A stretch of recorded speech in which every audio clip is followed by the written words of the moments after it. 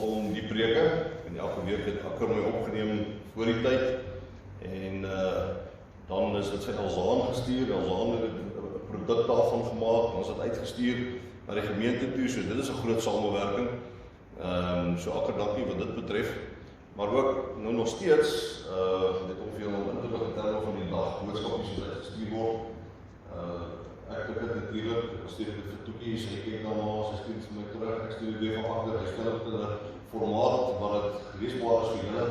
So elke dag is daar weer 'n groot samewerking wat dit betref, en harde werk van 'n verspreide ophouers. Miskien ook net dit doen dat as daar mense is wat nie op die groepe is van die kerk, die WhatsApp groepe, praat nie van die SMS groep waar mense op tyd keer inligting kry. Dat weet vir ons, dat weet vir my by die kerkkantoor, dat ons die groep kan kry, dat jy ook dagelijks inligting kry wat uitgestuur word, maar nie te min, ek wil net sê, elke dag is daar groot samewerking en boodskap met die mense te kry waar dit dankbaar is.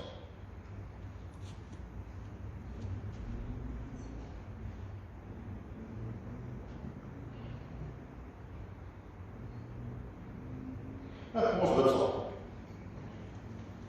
Here, baie dankie vir die wonderlike voorreg om kinders van die reformatie te wees, om te kan behoort aan 'n kerk waar die eer van God vooropgestel word, waar ons bely dat ons gered word uit genade alleen, deur die geloof alleen, dat ons bely dat Christus alleen genoeg is vir ons.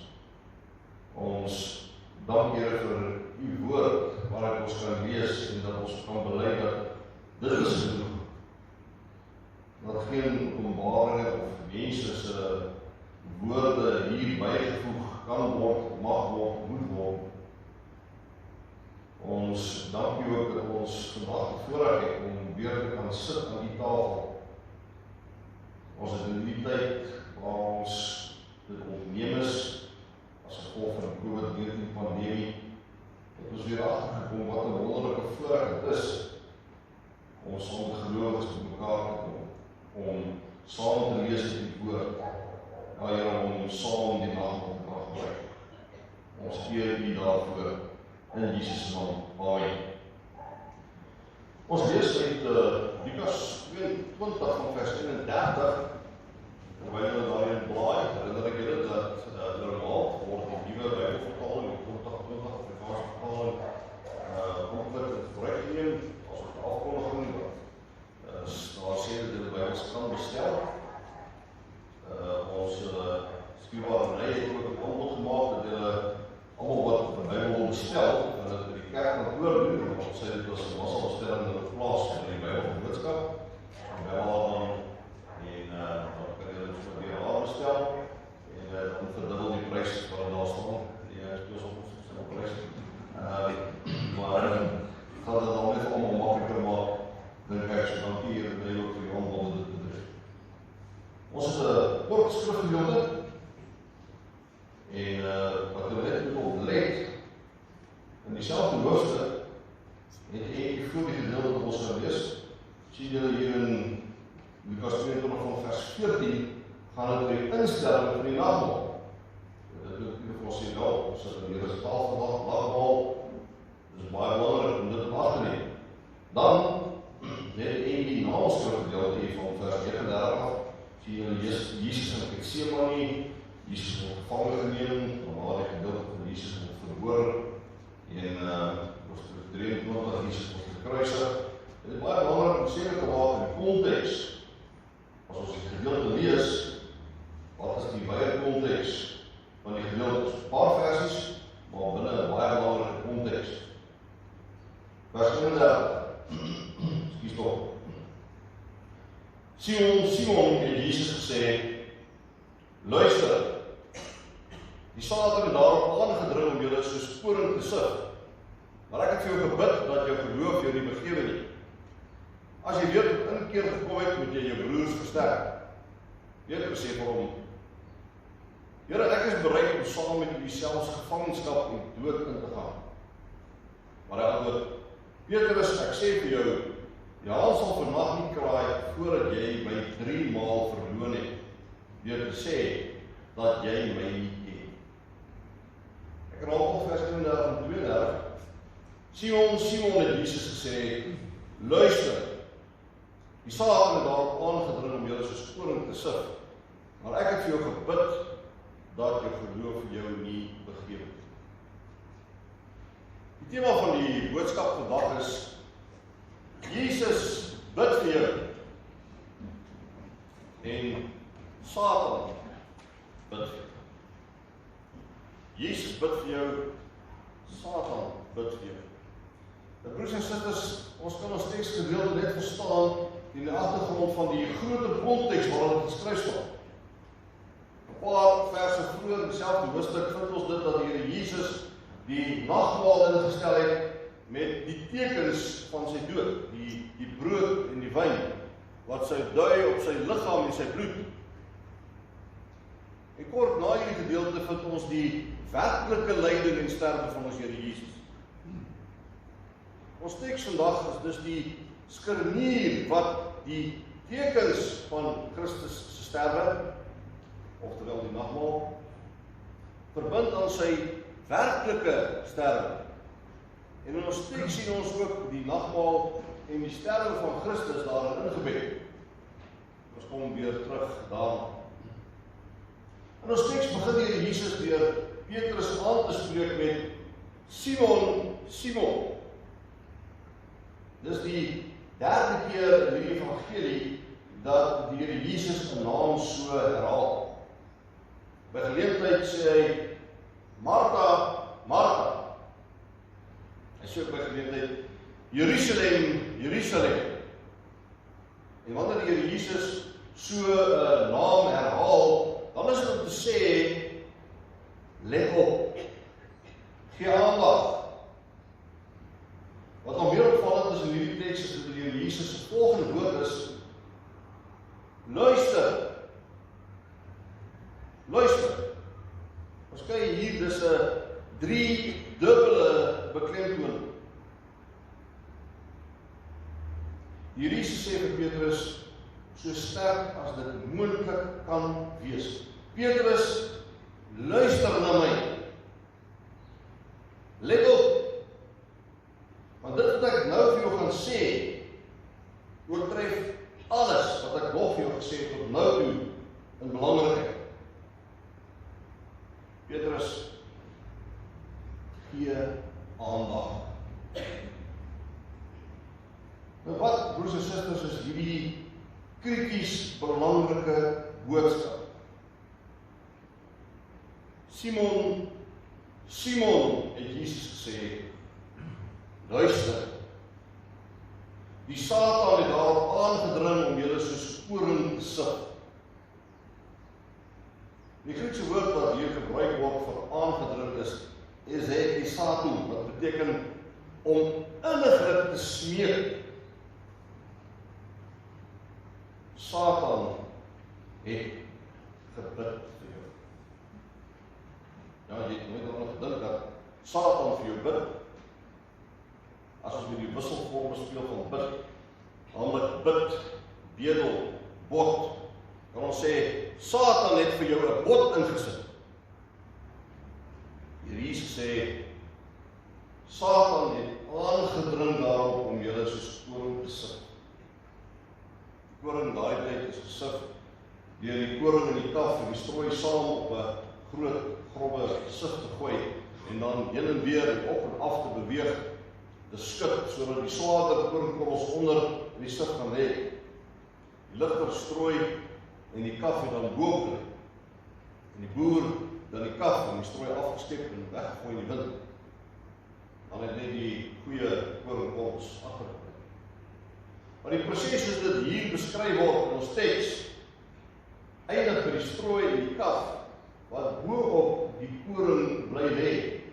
Dit versmoor as ware die koringkorrels. En Here Jesus sê dus vir Petrus dat die Satan dit innig begeer, gebid het om Petrus tot 'n val te bring in die sif van die lewe. Deur versoeking en beproewing wil hy om te val.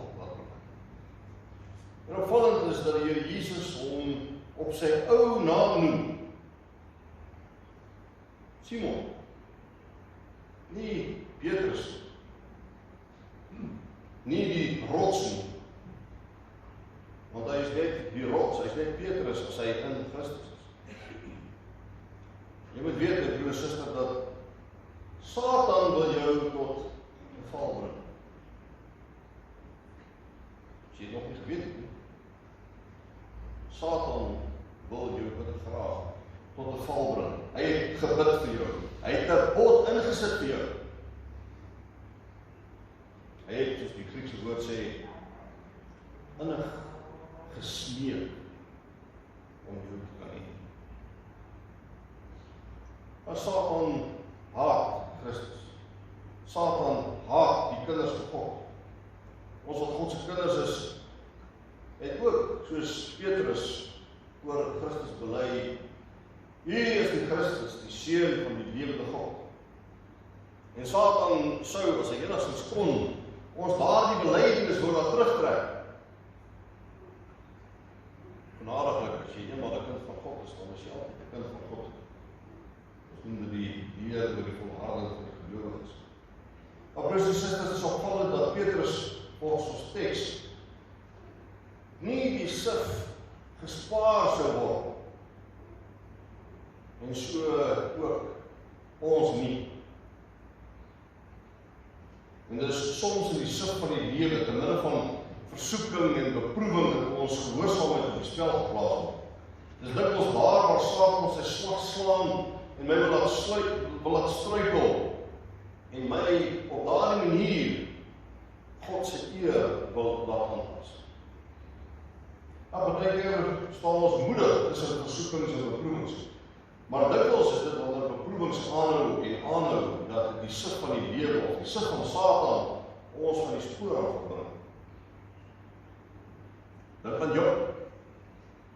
Te midde van die grootste aanvegtinge sê hy, die Here het gegee en die Here het geneem, prys die naam van die Here.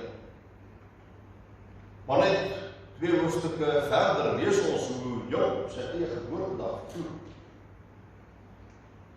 Elia, hy hou die fort, man alleen, teen die priesters van Baal. Maar na die gebedsoorwinning kry ons hom onder die besembos. En die sif van die lewe wankel. Dieselfde sal ons moet sê van Jakob, en Dawid, en Moses, en Salomo.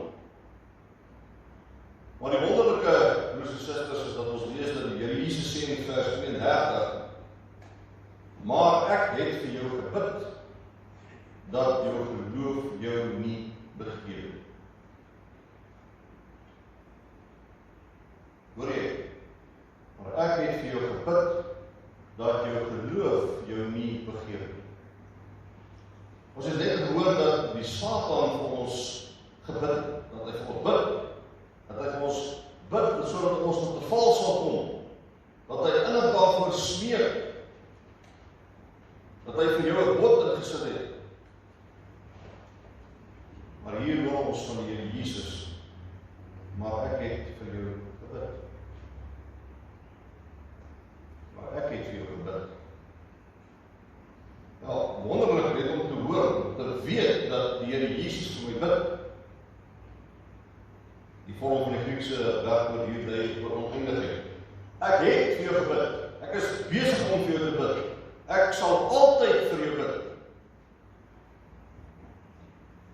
Wat egter baie belangrik is, broers en susters, is waarmee ek begin het. Aanblik om te sê dat hierdie gedeelte die skrinier vorm tussen die instelling van die nagmaal en die kruisiging van Christus. Nou ons onthou dat dit die werk van die priesters, of die hoofpriester was, om in te tree vir die volk by God.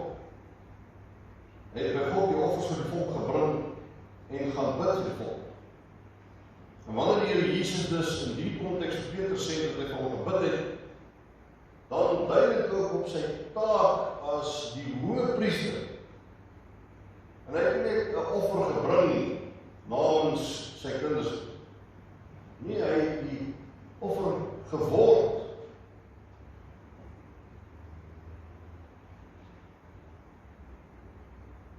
Die brood en die wyn, die tekens wat ons vandag op die nagmaalstafel sien en net gaan gebruik. Dit is dan ook die teken van daardie offer wat hy gebring het. Die Satan smeek innig om jou en my te kan kry. Hy sit 'n bod in vir jou en vir my. Maar my broer en suster, die Here Jesus smeek ook vir my en vir jou. Die bod wat hy ingesit het op jou lewe is sy eie lewe. Dis die prys wat hy betaal het om jou uit die wet van Satan te bevry. Satan is die vader van die leuen. Maar wanneer hy my aankla, dan sal al die aantuigings wat hy teen my maak, waarskynlik waar wees.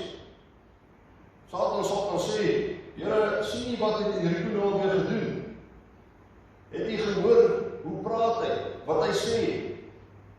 Here, let nog op sy sondige gedagtes.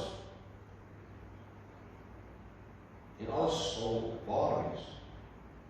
Maar die Here Jesus tree dan in. Hy sê dan, Vader, dis waar dat hy ongehoorsaam is. Dat hy nie leef soos hy van ons het verwag nie.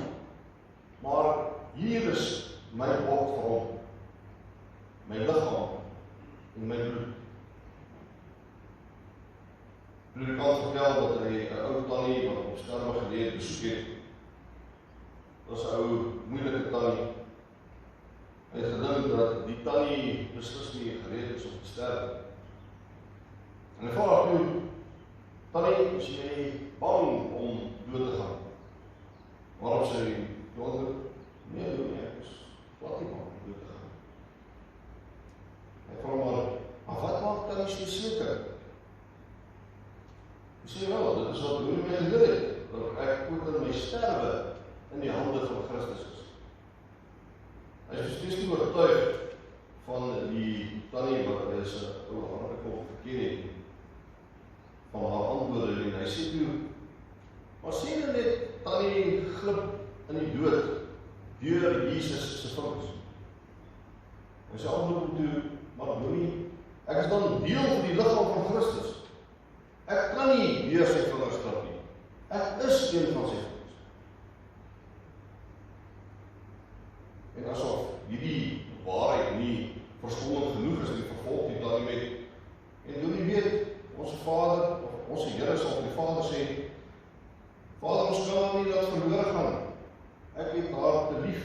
Ek het te duur vir haar betaal met my liggaam en my bloed. Wel, my broer en suster, jy mag jou dag vir dag in die sif van die lewe bevind. Jy mag dalk met 'n skok agtergekom het dat Satan ook vir jou bid. Hoor my, ek vanoggend vir jou gebid. Bid dat jy tot 'n val sal kom. Maar weet dat die Here Jesus deur die sif van die lewe en deur die sif van Satan gegaan het. En dat hy op hierdie oomblik vir jou intree. En dat jy in die brood en in die wyn die bod wat hy vir jou ingesit het, kan sien. En dat wanneer jy die nagmaal gebruik vandag, dat jy as waar die tannie se woord op haar sterfbed kan hoor, waar die Here Jesus ook vir jou en van jou sou sê, want die Vader sê, Vader, ons kan haar nie verloor laat gaan nie. Ek het haar te lief. Ek is vir hom en vir haar deur die sif. Ek het te duur vir hom betaal